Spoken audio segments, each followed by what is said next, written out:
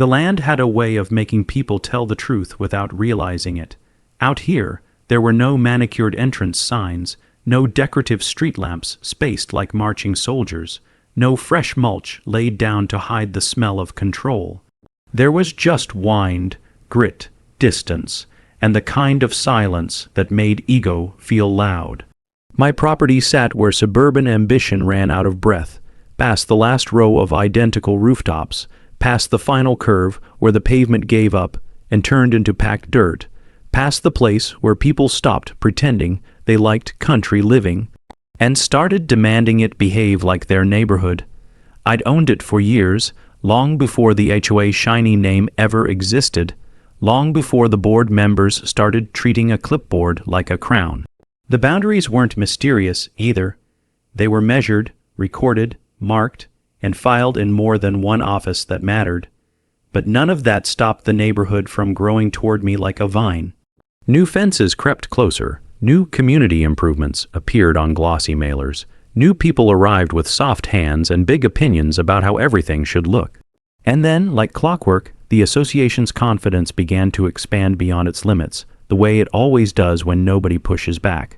At first, it was the little things, flyers left at the edge of my driveway as if I were a member who'd simply forgotten to pay dues, friendly reminders about brush clearing, strange notices about paint colors, and approved structures that had nothing to do with me.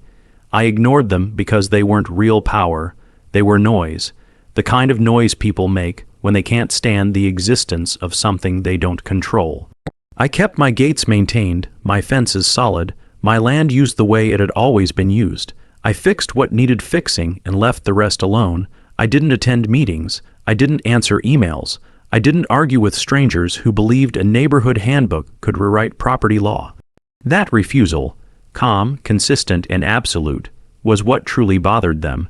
Because in a world built on compliance, a person who doesn't flinch becomes a problem that demands escalation. The first sign that escalation was coming wasn't a letter. It was activity. One morning, just after sunrise, the air changed. The usual quiet was interrupted by engines idling too long, doors closing too hard, the faint clink of metal tools, and the shuffle of people who didn't belong on land they weren't invited to. I was near the back of the property, where the tree line thickened and the terrain dipped into a shallow, dry drainage that had been there since before the neighborhood's first foundation was poured. From that angle, I could see the newly built development at the edge of my acreage.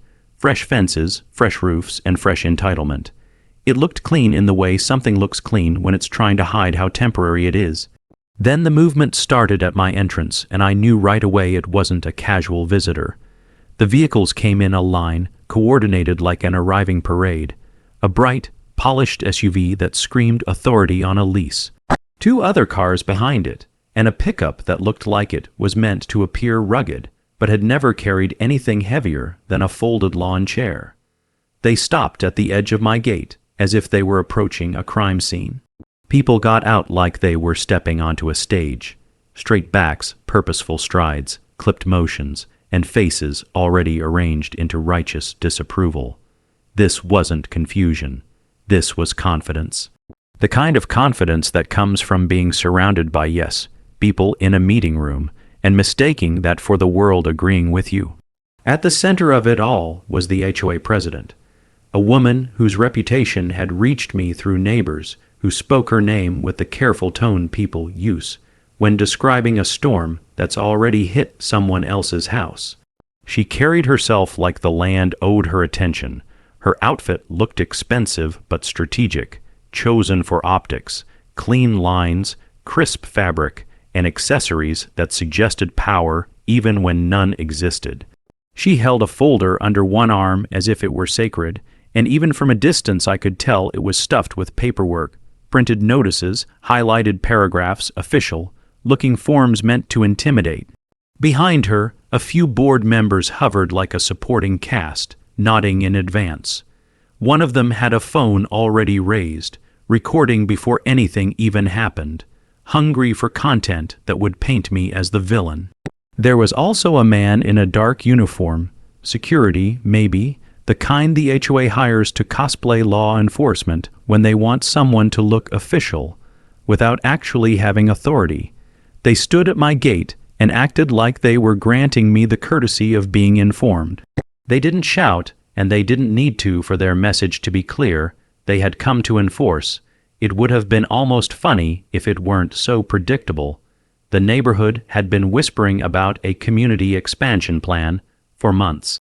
A new walking trail, a green belt, a shared access lane that would conveniently cut across my land to connect their newest phase of homes to a scenic loop they could advertise in brochures. I'd heard the buzz from a contractor who thought he was being helpful when he mentioned stakes and survey flags showing up near my boundary line. I'd heard it from a utility worker who asked me, casually, if I was okay with the easement changes, as if something had already been decided.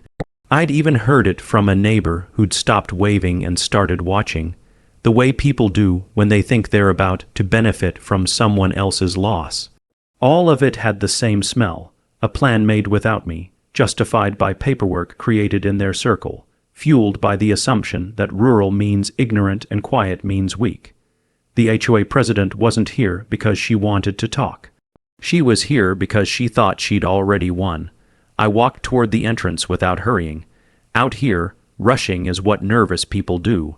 I kept my movements steady, the way I always did when dealing with problems that wanted a reaction. The sun was still low enough to cast long shadows, and the dust near the driveway hung in the air like a curtain. As I got closer, I could see the details that mattered. Fresh tire tracks in a place that shouldn't have had them, orange survey flags poked into the ground just inside my fence line, and a roll of plastic mesh lying in the bed of the HOA friendly pickup. That mesh was the kind crews used to mark off a work area. In other words, they weren't here to discuss. They were here to claim they had arrived with props. They had arrived with the intention of changing my land before I could stop them, because in their world, momentum is a weapon. If they could start building, start digging, start improving, then any pushback would be framed as me obstructing progress. It was a tactic as old as land disputes. Act first, justify later, and hope the true owner is too intimidated or too tired to fight. The HOA president stepped forward like she was about to deliver a verdict. She held up the folder, her fingers tight around it, and her face carried that familiar expressions, mug certainty mixed with the thrill of confrontation. She wasn't angry yet. Anger comes later, after control slips. Right now, she was performing authority, the kind of performance that works on people who don't know their rights or don't have the stomach for conflict. The board members behind her stood close, ready to back her up with nods, gasps, and selective recording angles. The security man shifted his stance to look bigger. The phone stayed up. They wanted a moment. They wanted me flustered. They wanted me stumbling over words. They wanted a clip they could play at the next meeting while the room applauded their courage. But the land doesn't reward performances. It rewards facts, and I had facts in a file that didn't need highlighting because the truth doesn't need decoration. I stopped at a distance that kept my gate between us. That gate wasn't just a barrier, it was a statement. It said, "You don't enter unless invited." It said, "This is not your world." I watched as their eyes flicked to the fence line, the flags, the mesh, and then back to me, as if daring me to challenge the scene they'd already staged. The HOA president's folder opened slightly, papers visible like the edge of a threat. She pointed toward the flags, toward the stretch of land they'd decided was theirs, and the air around her vibrated with that suburban certainty that rules on paper outweigh lines in the ground. In their minds, I was already behind. They'd brought backup, cameras, and a narrative. What they hadn't brought was the one thing that ends these fantasies instantly, the deed, not a photocopy, not a summary, not a community map printed from a planning website. The actual recorded deed, tied to the county, backed by surveys older than their development, supported by the kind of paperwork that doesn't care how loudly someone says HOA. I've been expecting this day not because I wanted conflict, but because entitlement always escalates when it hits a boundary it can't cross. Months earlier, when the friendly reminders started turning into bolded notices, I'd gone to the county office and pulled every record I could get. plats, surveys, easement filings, historical boundaries, and the chain of title that showed exactly who owned what and when. I'd spoken to a surveyor who'd walked the line with me, pointing out old markers and confirming that the neighborhood's expansion plan was built on assumption, not law. I'd taken photos, documented flags when they appeared, and kept everything organized, because I'd learned long ago that people like this don't respect words. They respect consequences, and consequences require preparation. The HOA president's eyes narrowed as if she could sense that I wasn't playing the role she'd assigned me. Her crew shifted, unsure why the moment wasn't unfolding like their rehearsed victory. The phones stayed up, but their holders stopped smiling. The security man glanced at the gate, then at me, then back at the folder, as if trying to decide which symbol of authority mattered more. The dust drifted across the driveway in slow waves, and the flags they'd placed fluttered lightly, bright orange against the earth, like a warning to anyone who understood what was happening. They were marking land they didn't own, in broad daylight, in front of witnesses. The kind of mistake that becomes a nightmare when the wrong person stays calm. I didn't need to raise my voice. I didn't need to step forward. I didn't need to argue. The trap they'd built relied on emotion, and I wasn't giving it to them. Instead, I turned slightly, reached into my own folder, plain, worn, not dramatic, and felt the weight of paper that had more authority than their entire board combined. The HOA president had brought performance. I had brought proof. And as the morning sun climbed higher, lighting up their vehicles, their cameras, and their carefully constructed confidence, the moment hovered right on the edge of change, the exact point where a bully realizes the target isn't afraid, and where a public humiliation starts forming before anyone even understands it's coming. The next chapter would begin with one simple reveal, and once it happened, there would be no way for her to pretend she had ever been in control. The moment hung in the air longer than anyone expected. That kind of pause makes people uncomfortable, especially those who arrived expecting momentum. The HOA president had rehearsed a sequence in her head: arrival, confrontation, resistance, escalation, victory. She had counted on volume, witnesses, and paperwork that looked official enough to scare compliance into place. What she hadn't prepared for was silence, the kind that forces people to confront the possibility that they might be wrong. Her confidence began to flicker, not enough to retreat, but enough to tighten her grip on the folder she'd brought. The board members shifted behind her, still filming, though now the cameras felt less like weapons and more like liabilities. Nothing had happened yet, and already the scene wasn't following the script they'd planned to narrate later. I didn't announce what I was holding. I didn't wave papers or raise them overhead like a trophy. That would have turned the moment into theater, and theater was her territory. Instead, I opened my folder slowly, deliberately, the way someone does when they know time is on their side. Inside were documents that didn't need interpretation, just recognition. The deed sat on top, crisp despite its age, stamped and recorded in a way no HOA resolution could override. Under it were surveys, plats, and correspondence from the county that confirmed what the land had always said on its own.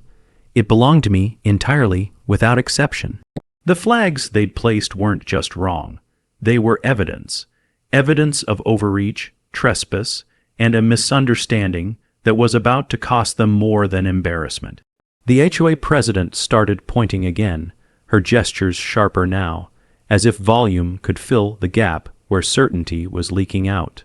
She motioned toward the boundary line they'd invented, toward the planned access route, toward the imaginary authority she believed extended beyond the edge of her subdivision. Her posture remained stiff, but her expression shifted subtly, the way it does when someone realizes they're performing for an audience that might not applaud. The security man glanced at the papers in my hands, then at her, then back at the gate. He hadn't been briefed for this scenario. He was there to intimidate, not to interpret property law. The board members murmured among themselves, still careful to stay within frame. One of them leaned closer to the HOA president, whispering urgently, likely pointing out that this was no longer a simple enforcement visit. Phones that had been confidently recording now hesitated, adjusting angles, zooming in on my hands, on the documents, on the details they hadn't planned to explain later. When people realize they might be wrong in public, they don't stop recording. They record harder, hoping to capture something that justifies their position. I laid the papers out on the hood of my truck, which sat just inside the gate. That was intentional. The truck wasn't flashy, it wasn't new, it was functional, worn in places that showed use rather than neglect. It belonged there. The contrast between that and the polished HOA SUV was obvious, a visual reminder of what was real and what was performative. The documents lay flat, unassuming, their authority coming not from how they looked, but from where they came from. The HOA president leaned forward slightly, peering at the pages as if proximity alone might change what they said. Her eyes scanned seals, dates, and parcel numbers. This was the point where bravado usually turns into bargaining, but she wasn't there yet. Instead, she doubled down, tapping her own folder and flipping it open to reveal a stack of printed resolutions, community maps, and development plans. They were neat, color-coded, and impressively bound. They also meant nothing outside the HOA self-contained universe. The difference between our paperwork was simple. Mine described reality. Hers attempted to redefine it. Hers was built on meetings, votes, and assumptions made by people who never owned the land they were planning to use. Mine was built on record, law, and time. As she compared them, her jaw tightened. She was looking for an angle, a technicality, something that would let her keep control without admitting fault. But the more she looked, the clearer it became that there wasn't one. Behind her, the board member's energy shifted from righteous to defensive. One stepped back slightly, lowering their phone for the first time. Another glanced toward the neighborhood, as if calculating how many witnesses might soon be watching from windows and porches. The security man took another step away from the gate, subtly increasing the distance between himself and the situation. He understood risk. He knew when authority was questionable. The flags fluttered again in the breeze, bright and unmistakable. They were no longer symbols of progress. They were markers of a mistake. Anyone who knew land disputes understood how bad this looked for the HOA.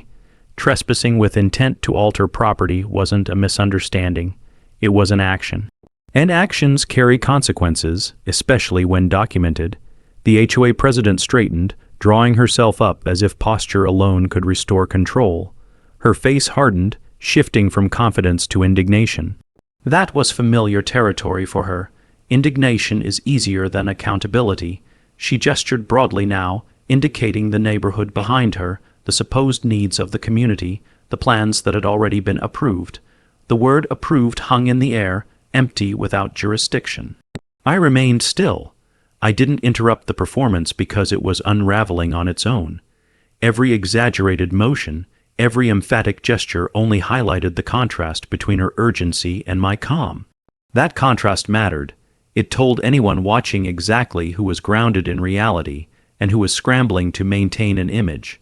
The board members whispered again, this time more urgently. Someone mentioned the county. Someone else shook their head. One of them looked directly at the flags, then at the documents, and finally at the camera in their own hand, as if realizing that what they were capturing could be replayed from angles they hadn't considered. The HOA president finally did something she hadn't planned to do. She hesitated. It was brief, but it was there, a pause where certainty used to be. Her eyes flicked from the deed to the survey maps, then to the boundary markers I'd maintained for years. Those markers hadn't moved. They hadn't been challenged until now. They had outlasted every board member standing there. This wasn't just about land anymore. It was about authority meeting its limit. About a system designed to control small things running headfirst into something it couldn't bully. The realization was settling in, slow and uncomfortable, that her visit had crossed a line she couldn't redraw with a vote or a fine. The wind picked up slightly, carrying dust across the driveway and over the papers on the truck hood. I placed a small weight on the corner of the deed to keep it from shifting. That small gesture, protecting the document instead of brandishing it, said more than any argument could have. Around us, the morning continued as if nothing extraordinary was happening. Birds moved through the tree line. The sun climbed higher. But for the HOA delegation, time felt like it had slowed. They were standing at the edge of a mistake, realizing too late that the power they thought they had stopped exactly where my land began. The chapter ended not with shouting or retreat, but with uncertainty settling over them like a shadow. They hadn't lost yet, not in their minds, but the ground under their confidence had shifted. And once that happens, every step forward becomes risky. The next chapter would begin with that risk turning into exposure as outside eyes, and official ones, started to take interest in what the HOA had just tried to do. The longer the situation stretched on, the more the imbalance became impossible to ignore. What had begun as a show of authority was now drifting into something far more dangerous for the HOA scrutiny. The kind of scrutiny that doesn't fade when people leave, but instead grows roots in records, memories, and footage. The HOA president sensed it, even if she couldn't yet admit it. Her posture remained rigid, but the sharpness in her movements dulled, replaced by a stiffness that suggested calculation rather than command. She was no longer directing the scene, she was reacting to it. The board members behind her began to separate slightly, the tight formation loosening as individual self-preservation instincts kicked in. When people think they're winning, they cluster. When they suspect they might be blamed, they create space. One of them adjusted their stance to avoid being directly behind the president, careful not to appear as an extension of her authority. Another quietly stepped closer to their own vehicle, phone still recording but now angled downward, capturing less of the confrontation and more of the ground, as if hoping the most damning moments might not make it into the final cut. The security man shifted again, this time fully disengaging from the gate. His hands rested neutrally at his sides, his body language clearly signaling that he was no longer an enforcer, but an observer. He understood that his presence, meant to intimidate, could just as easily be interpreted as complicity if things went further. The uniform that had been intended to lend legitimacy now felt like a liability. The HOA president returned her attention to her own paperwork, flipping through pages with increasing speed. She was searching for something, anything, that could reassert her narrative, a clause, an amendment, a line buried in legal language that could be twisted into justification. But the documents were built for a different purpose. They existed to manage people who had agreed to be managed, not to override county records or erase established boundaries. The more she searched, the more obvious it became that her authority stopped well short of where she was standing. Around us, subtle signs of attention began to appear. A vehicle slowed on the road near the edge of the neighborhood. A figure stood still on a porch in the distance, watching.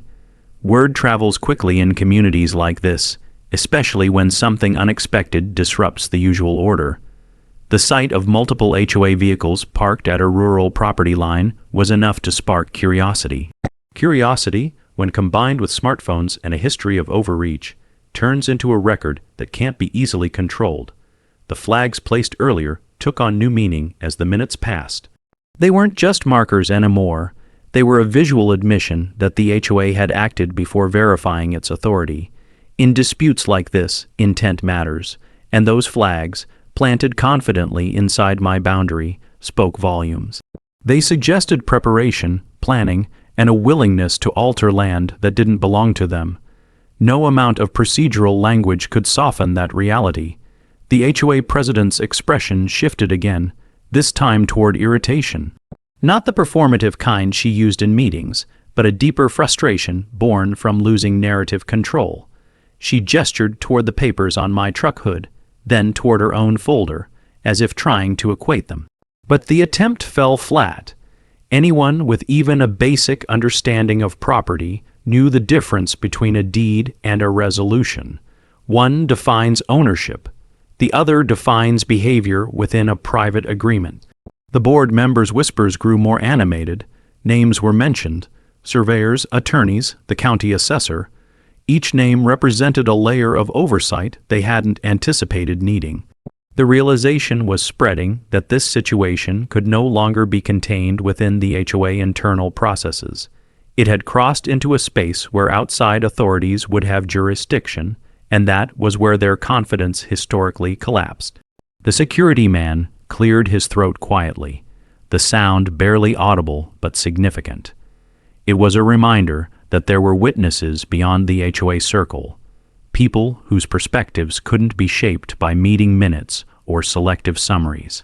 His eyes flicked to the cameras still recording, then back to the documents. He was assessing risk, calculating whether staying any longer served him at all.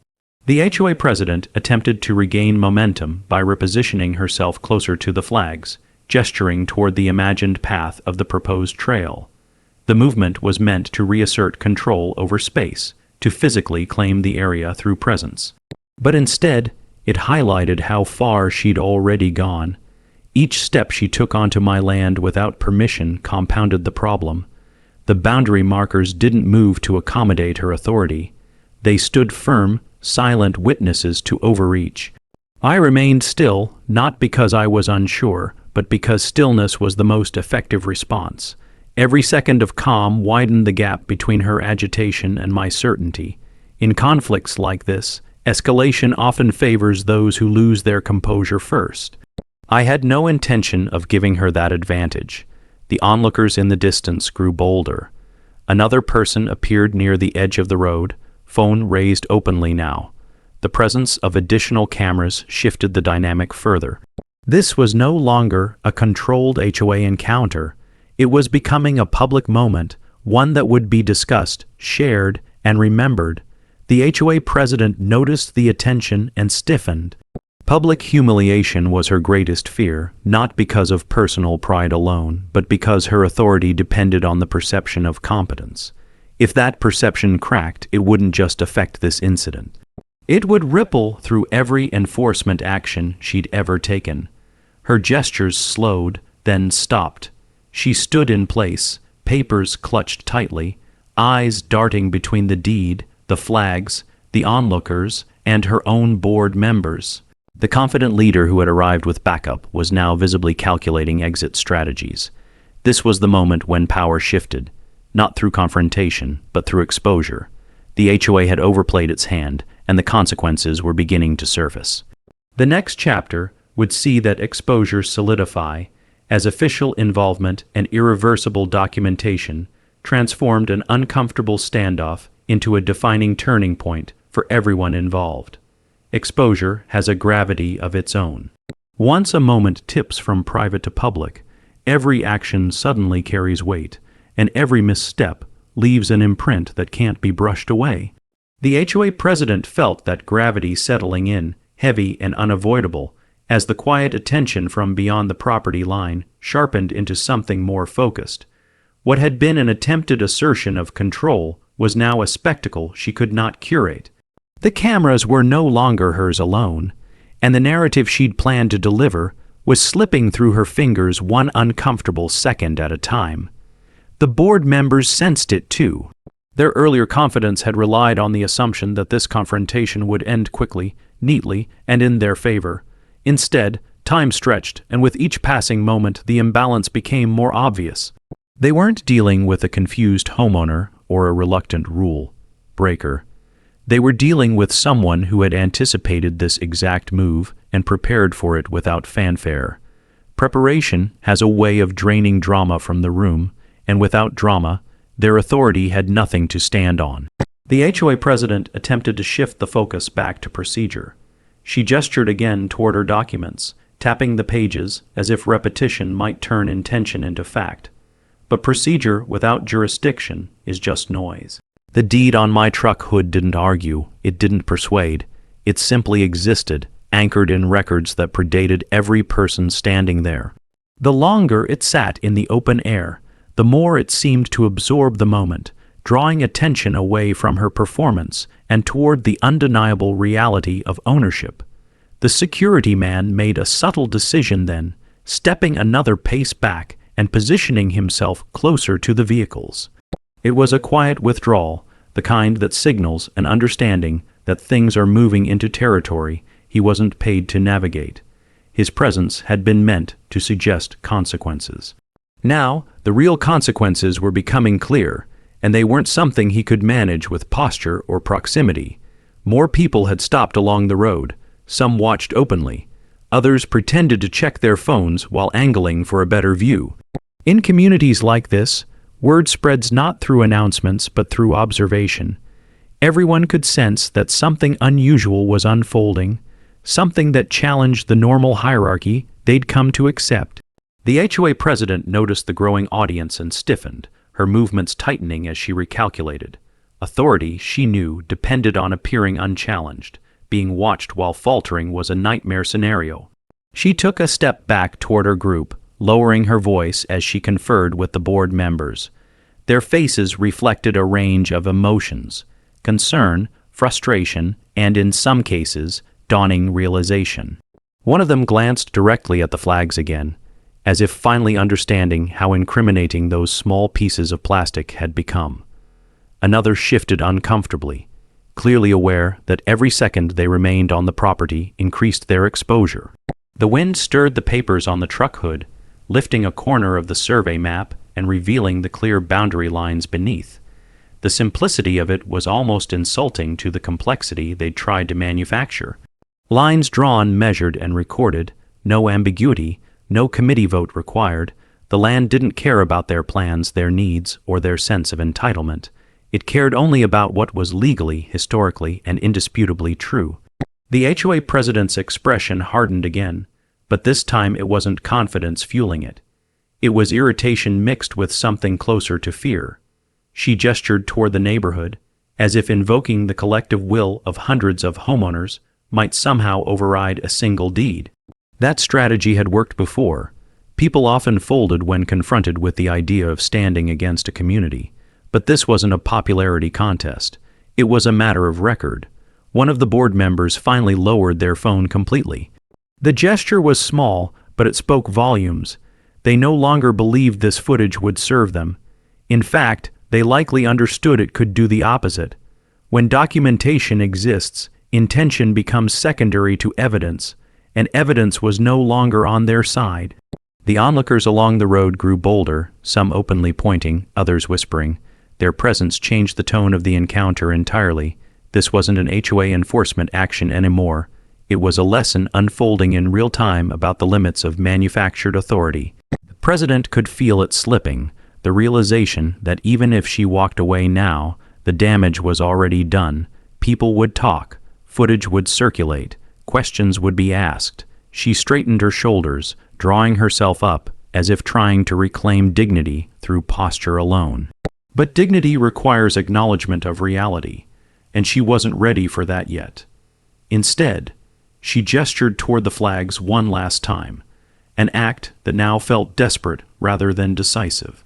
The flags, once placed with confidence, now seemed almost mocking, bright reminders of a boundary crossed without permission. I stayed where I was, hands resting calmly at my sides. There was no need to move closer, no need to assert physical presence. The truth was already doing the work for me. Every attempt she made to reframe the situation only highlighted how far she'd overstepped. The security man glanced toward the road again, then back at the group, his expression neutral but alert. He understood that this situation was becoming a liability, not just for the HOA, but for anyone associated with the attempt to enforce authority where none existed.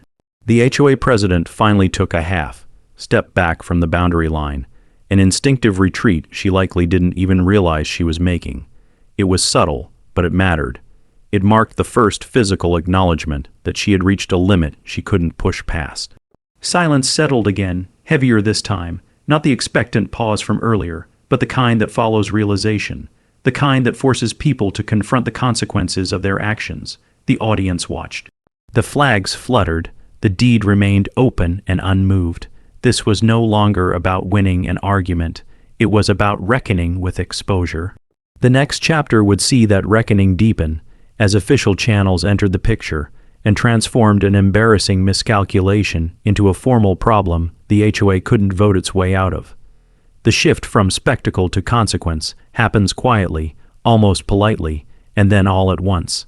It begins when certainty drains from a situation and is replaced by procedure, by the realization that no amount of confidence can outrun documentation.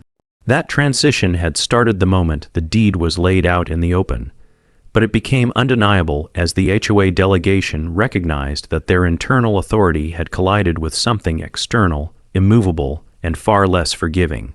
This was no longer a matter of interpretation or influence. It was a matter of record. The HOA president's movements slowed, her gestures losing the sharpness they once carried. She stood still now, papers held close to her body as if shielding herself from the implications spreading outward. The board members hovered nearby, no longer forming a united front, but instead a loose cluster of individuals calculating personal risk. The early bravado that had carried them onto the property had evaporated, replaced by an uneasy awareness that their presence here might soon require explanation beyond the comfort of a meeting room. The flags, still planted where they didn't belong, drew more attention with each passing minute. They were impossible to ignore, bright against the earth, silently documenting intent. Anyone familiar with land disputes would understand what they represented. A decision made before permission was granted. The longer they remained, the stronger the impression that the HOA had acted first and asked questions later. That sequence rarely ends well for those who overstep. The onlookers along the road were no longer just curious observers. Some had begun to move closer, careful to remain on public ground, but clearly invested in what they were witnessing. Phones were raised openly now, no attempt made to disguise recording. This wasn't an ambush or a confrontation staged for entertainment. It was a live example of authority being tested and found wanting. The HOA president noticed, and the tension in her posture deepened. She understood that even if she withdrew immediately, the story had already escaped her control. The security man made another quiet assessment and shifted his stance to face the road rather than the property.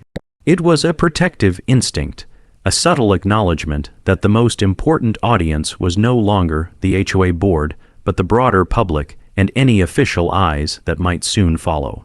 His presence had changed from deterrent to witness, and witnesses remember things differently when documentation is involved. The papers on my truck hood remained undisturbed, their edges weighted, their content visible. They didn't need explanation or embellishment.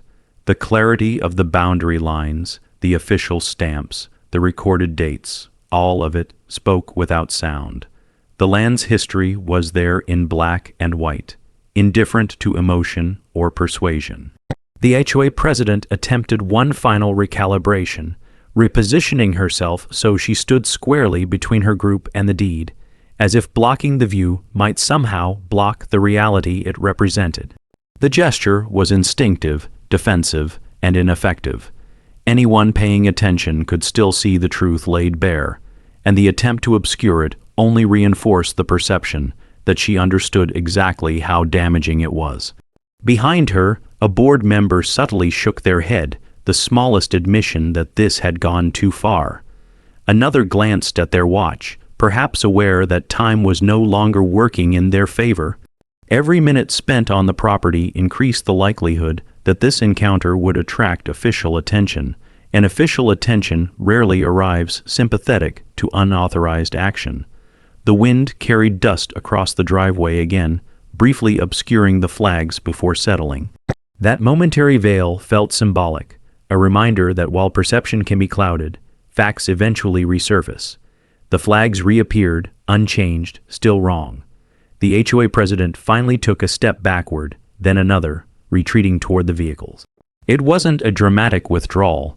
There was no announcement or acknowledgement of error. It was simply a recognition that the ground beneath her authority had vanished. The board members followed suit, each movement tentative, careful not to draw further attention to themselves. The onlookers watched closely, some murmuring, others simply observing in silence. They had seen enough to understand that something significant had occurred, even if the full implications were not yet clear. The idea that the HOA power had limits, real, enforceable limits, was settling in. That realization would ripple through the neighborhood long after the vehicles left. The security man lingered a moment longer, scanning the scene as if committing it to memory. Then he, too, turned toward the vehicles, his role finished. There was nothing left for him to enforce. As the HOA delegation regrouped near their cars, the president paused, glancing back at the property line one last time. The expression on her face was no longer confident or indignant. It was tight, controlled, and deeply aware. She knew that this encounter wouldn't end here. Documents had been seen, flags had been noticed. Cameras had been rolling. The situation had moved beyond her ability to manage internally. The vehicles started one by one, engines breaking the tension that had built over the morning. The polished SUV rolled away first, followed by the others, leaving behind disturbed dust and a silence that felt earned. The flags remained, though their presence now felt temporary, their removal inevitable. The onlookers slowly dispersed, some lingering longer than others, all carrying the memory of what they'd witnessed. This wasn't just a story about land. It was about restraint, preparation, and the quiet power of knowing exactly where you stand. As the road cleared and the noise faded, the reality of what had happened settled fully into place. The HOA hadn't just failed to assert control. They had created a record, one that would invite scrutiny, questions, and accountability. The next chapter would begin where this one ended, with official channels taking interest, and the HOA discovering that the consequences of overreach extend far beyond a single morning at a property line. The aftermath didn't arrive with noise or confrontation. It arrived the way consequences usually do, quietly, methodically, and without regard for anyone's pride. The land returned to its usual stillness once the HOA vehicles disappeared, but the calm wasn't deceptive. Something had been set in motion, and unlike intimidation tactics or performative authority, this movement didn't need an audience to gain strength. It fed on documentation, timestamps, and the kind of facts that don't fade once the dust settles. Within hours, the encounter had already begun to ripple outward. Phones that had recorded from the roadside now held evidence instead of entertainment. What those onlookers captured wasn't shouting or drama, but something far more damaging to manufactured authority, restraint paired with proof. The flags, the papers, the retreat. The sequence told a story no narration could soften. It showed an HOA arriving certain and leaving uncertain, and people noticed. By the next day, the first official inquiry landed where it mattered. Not from the HOA, and not from someone seeking compromise, but from an office whose job was to care about records, not reputations. The county didn't ask how anyone felt. It asked what existed on file. Parcel numbers, survey confirmations, recorded deeds. The same documents that had sat calmly on my truck hood were now being referenced in formal language, their relevance expanding beyond a single confrontation. The HOA president, meanwhile, faced a different kind of silence, the kind that comes when emails stop carrying enthusiasm and start carrying disclaimers. Board members who had once spoken confidently about expansion plans now worded messages carefully, avoiding commitments, asking questions that should have been asked months earlier. The certainty that had driven them onto my property didn't survive contact with outside oversight. Internally, the association began to fracture, not loudly but noticeably. People who had supported aggressive enforcement strategies suddenly emphasized caution. Those who had praised decisive leadership now asked for legal clarification. The same authority that had felt absolute in meetings now felt conditional, dependent on answers they didn't have. The flags still stood for a short while, their removal delayed by indecision. No one wanted to be the one to pull them up, because doing so would be an admission that they never belonged there in the first place. Leaving them was risky, removing them was symbolic. Either choice acknowledged error. The HOA, accustomed to dictating outcomes, found itself paralyzed by options that all carried consequences. As records were reviewed and boundaries reaffirmed, the language around the situation changed. What had been framed as a community improvement became a misunderstanding. What had been described as shared access quietly transformed into incorrect assumptions. These shifts weren't apologies. They were attempts to soften impact, to reframe overreach as confusion. But confusion doesn't leave survey flags behind. The HOA president's authority eroded not through confrontation, but through isolation. Calls went unanswered longer than usual. Support that had once been automatic became conditional. People who had relied on her confidence now questioned her judgment, not out of malice, but self-preservation. When authority starts attracting scrutiny, proximity becomes risky. Outside the HOA, the neighborhood buzzed with quiet conversations, not outrage, but curiosity. People wanted to know where the lines really were, who truly owned what, and how far the association's power extended. Questions like that don't fade once they're asked. They linger, reshaping how people perceive the structures around them. The land itself remained unchanged, boundaries held, markers stayed where they'd always been. The calm that returned wasn't passive, it was grounded. It carried the weight of having been tested and affirmed. By the end of the week, it was clear that the HOA attempted expansion hadn't just failed. It had exposed vulnerabilities. Procedures that relied on compliance collapsed when faced with someone who knew the record better than the rhetoric. The realization spread quietly but thoroughly.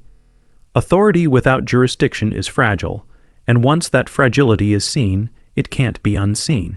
The next chapter would follow that realization deeper into the HOA inner workings, where reputations would be reassessed, alliances would shift, and the true cost of that morning's overreach would begin to surface in ways no one could vote away. The consequences didn't explode outward in chaos. They seeped inward, slow and corrosive, working their way through the HOA structure in ways no public confrontation ever could. From the outside, the association continued to function as it always had: emails sent, notices drafted, meetings scheduled. But beneath that surface, something fundamental had shifted. The certainty that once glued the board together was gone, replaced by hesitation and quiet suspicion. The HOA president felt it first, not through direct challenge, but through absence. Conversations that once flowed easily now stalled. Board members who had deferred to her judgment began asking questions that carried an edge, framed carefully but clearly skeptical. Each inquiry was a reminder that her authority had depended less on legal grounding and more on collective belief. Now that belief had been shaken, and belief, once cracked, rarely seals cleanly again, meeting agendas grew longer, not because there was more to discuss, but because nothing felt settled.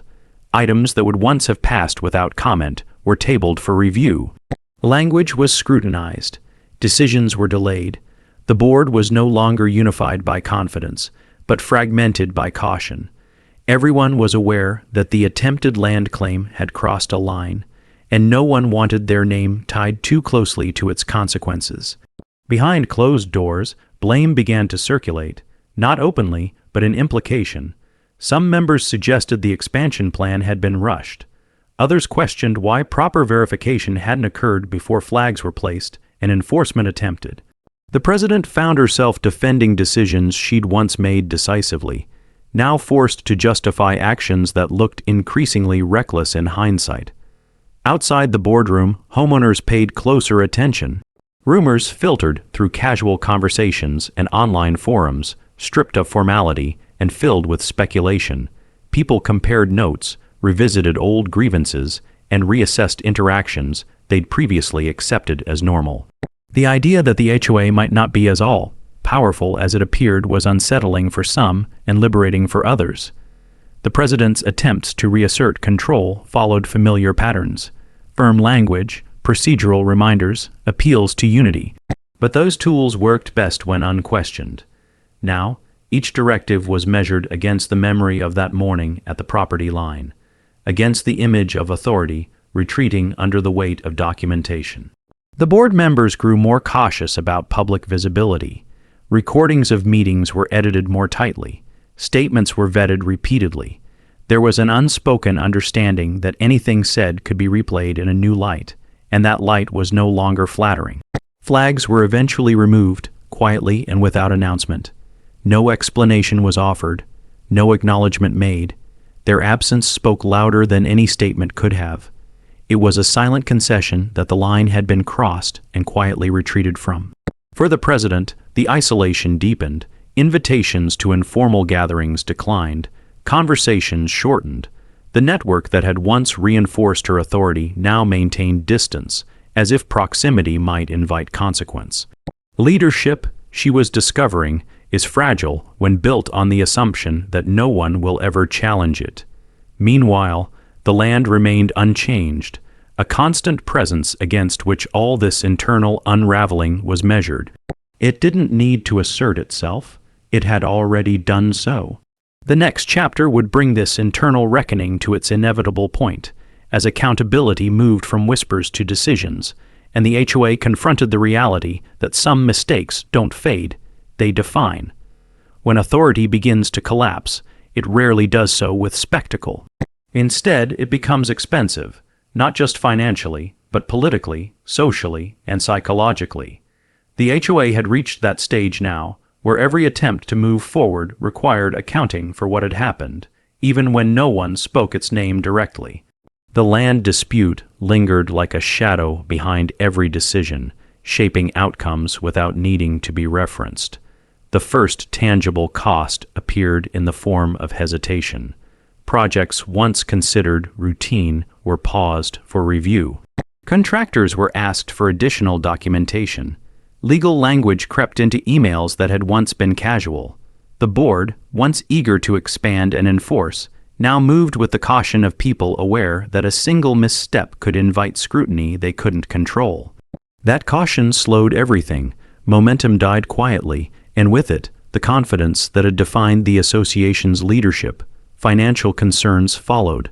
Consultations that should have happened before the attempted land claim were now unavoidable. Reviews of maps, boundaries, and prior decisions required professional oversight. Each invoice carried a reminder that assumptions are cheap, but corrections are not. The budget, once allocated for enhancements and visibility projects, began absorbing the cost of verification and defense. Homeowners noticed. Dues discussions took on a sharper tone.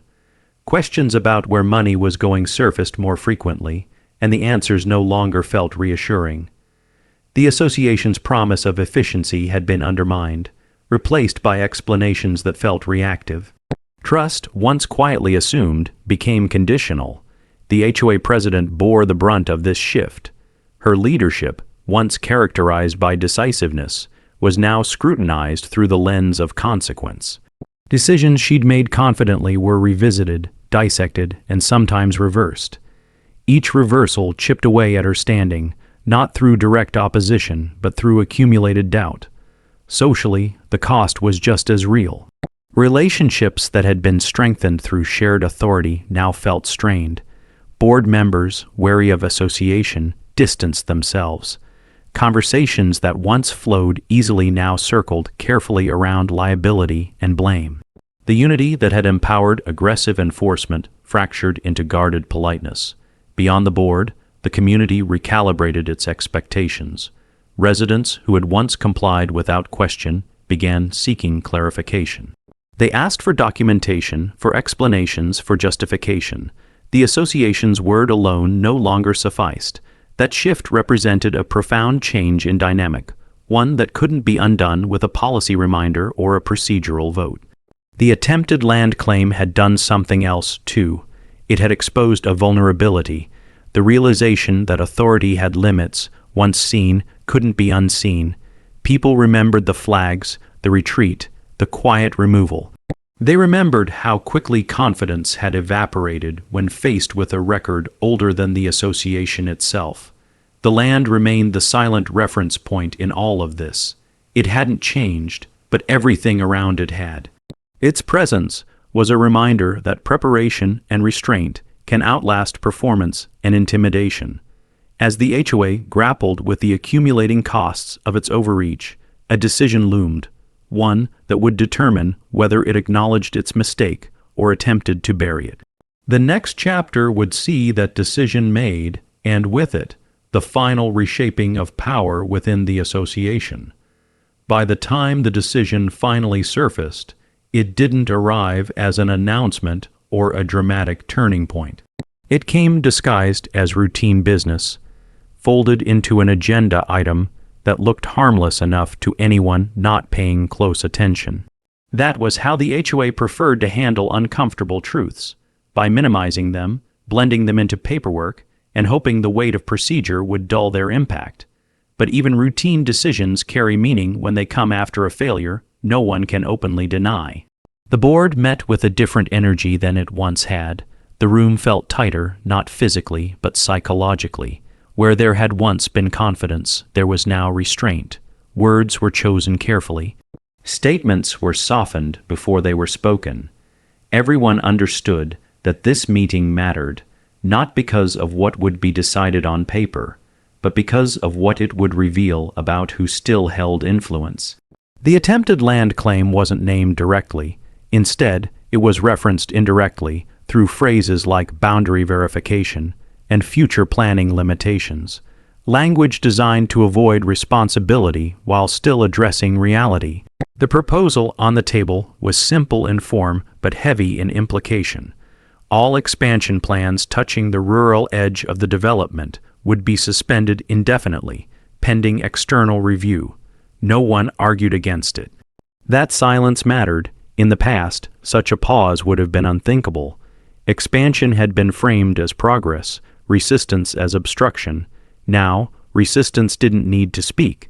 It was embedded in memory, in footage, in the knowledge that the association had already crossed a line it couldn't redraw.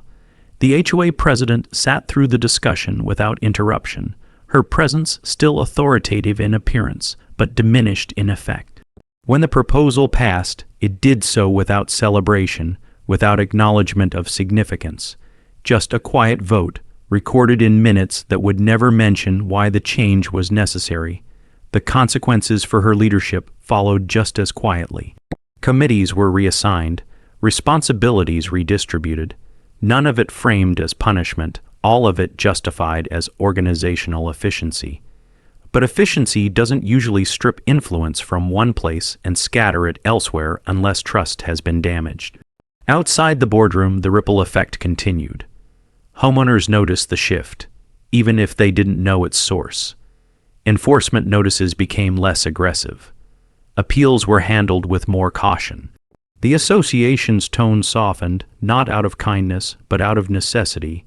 The land remained untouched. No trails, no access points, no quiet return of survey flags. Its boundary stood as it always had, now reinforced not just by record but by memory. The HOA had learned something it couldn't afford to forget. The reckoning wasn't public, and it wasn't dramatic, but it was complete. Authority had met its limit and adjusted accordingly. The final chapter would close not with triumph, but with permanence. The understanding that some victories don't announce themselves, they simply endure. Time has a way of confirming what conflict only reveals. Long after the meetings ended, the agendas were archived, and the quiet decisions settled into policy. The truth of what happened remained unchanged. The land stayed exactly as it had always been, indifferent to the authority that once tried to claim it. Seasons moved through without permission slips or approvals. Wind tracing the same paths it always had. Light falling across boundaries drawn long before anyone thought to challenge them. Nothing needed to be restored, because nothing had truly been disturbed. The HOA adjusted, slowly and carefully, like an organism that had learned where its reach ended. Enforcement became more precise, less theatrical. Expansion plans were framed with caution instead of certainty. The association still existed, still governed, still held meetings, but something fundamental had shifted in how it operated. The assumption of unlimited influence had been replaced by awareness. Every action now carried an unspoken question. Does this fall within our authority, or are we repeating a mistake no one wants to relive? The president remained in her position for a time, but the role was different now. Leadership without unquestioned dominance requires a different skill set, one she had never needed to develop before. Her decisions were reviewed. Her recommendations were debated. The room no longer leaned automatically in her direction.